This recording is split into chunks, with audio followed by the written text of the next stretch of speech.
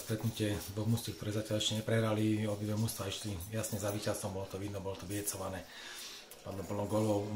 Mňa len mrzí, že zápas tam, kde sa lámal, sme urobili dve nevynutené chyby pri góle na 1-1, kde Vaško možno nemuseli ísť na zem. Prihral rovno hráčovi na nohu, ktorý vlastne sa rotil sám na bránu, dali gól. A na 2-1 zase nevynutená chyba.